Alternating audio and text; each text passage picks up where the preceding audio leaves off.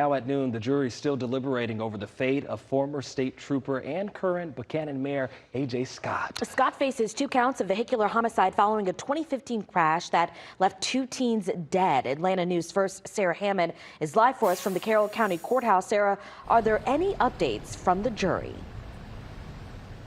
Not yet. The jury is still inside deliberating, going through all of the evidence that has been presented during this trial. They were called back at 10 o'clock this morning after deliberating pretty late into the night yesterday. They left about 10 p.m. But as of now, while they're still deliberating, I want you guys to take a look back at some of the key points, key arguments that have happened throughout this trial.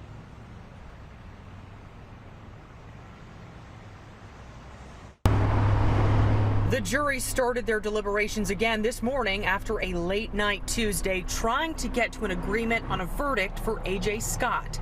Scott, who was a state trooper at the time of this 2015 crash, is accused of driving 90 miles per hour in a 55 zone without his lights or sirens and was not headed to an emergency. The jury saw this dash camera video of the moment he crashed into 17-year-old Kylie Lindsay and 16-year-old Isabella Chinchilla, which ultimately killed the 2 teenagers. Scott himself also took the stand to testify. When I noticed the car to the left, I went to the right in the right lane.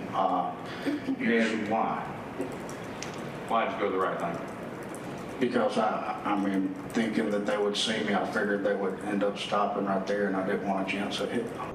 An accident reconstruction expert testified Scott would have had time to slow down and avoid hitting the car if he had been driving the speed limit. It had been traveling at 55 miles an hour and it applied the brakes and maximum braking ability. That vehicle would have been able to stop before it would have reached the point of impact. During closing arguments Tuesday, the defense told jurors the driver of the Altima pulled into oncoming traffic and may have been drinking that night. But prosecutors pushed back, saying this case is about speeding, not alcohol. I think it's clear in this case that there is reasonable doubt from the beginning to the end. This is the state of Georgia versus Anthony James Scott. This is not a DUI case. This is the second time Scott has been on trial for this crash. The first was back in 2019. That ended in a mistrial. And of course, we will keep you updated as the jury continues their deliberations. We could get a verdict sometime today, but of course, we will bring that to you as soon as we know.